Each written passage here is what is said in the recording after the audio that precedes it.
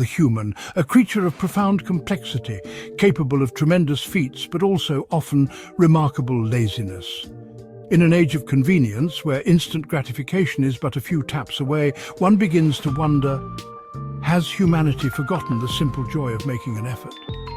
Take, for example, the modern human. Rather than cultivating their own food, they are more likely to summon a stranger to deliver it, often to their door with little to no effort required on their part.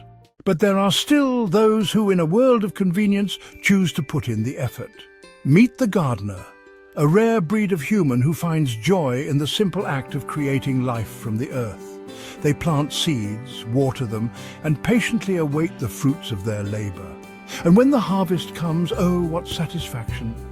There is something deeply profound in this act, a connection to the soil, the seasons, the very cycle of life itself.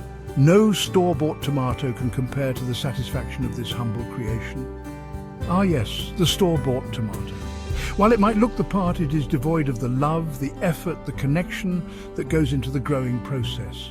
Why settle for convenience when you can experience the satisfaction of nurturing life with your own hands? And then there is the art of making food, the time-honored tradition of preparing a meal from scratch. For some, this process is more than just cooking. It's an expression of love, a meditative practice, and, dare we say, a form of self-expression.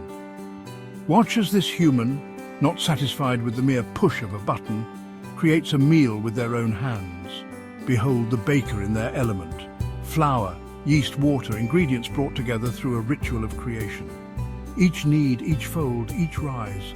An intimate act that connects them not only to the food, but to the very act of life itself. And the reward?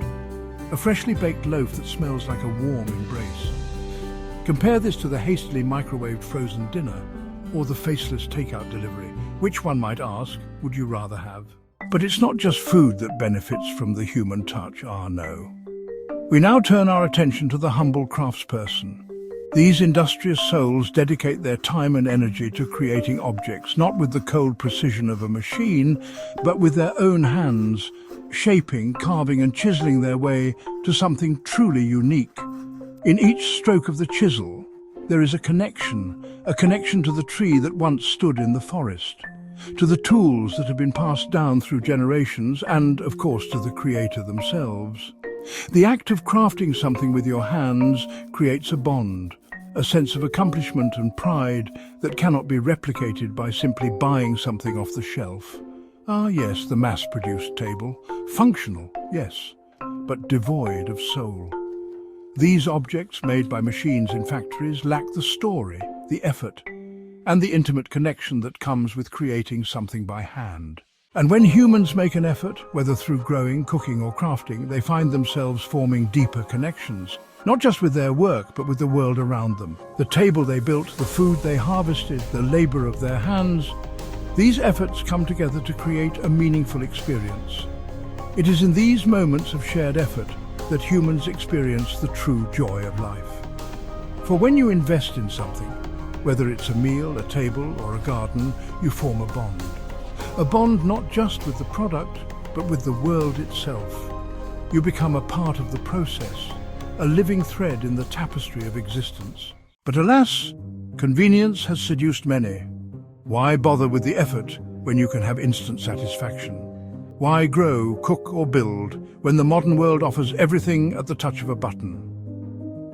But in this race for convenience, something precious is lost, the joy of effort, the connection to the things we create, and ultimately a deeper connection to our own existence. When we bypass the effort, we bypass the experience, and in the process we lose touch with the richness of life itself. The connections that come from building, creating and sharing are replaced by, well, a momentary fix of screen-induced dopamine. But perhaps, dear viewer, there is still hope. Perhaps in the midst of a world obsessed with convenience, there are still those who understand the true joy of making an effort. The satisfaction that comes not from instant gratification, but from the slow, steady and meaningful work of creation. For in the end, it is not the result that matters most, but the journey itself. The connection we form with the things we grow, build and craft is what gives life its deepest meaning. The lost art of making an effort. It may not be the easiest path, but it is certainly the most rewarding. And remember, dear viewer, sometimes the best things in life are made by hand.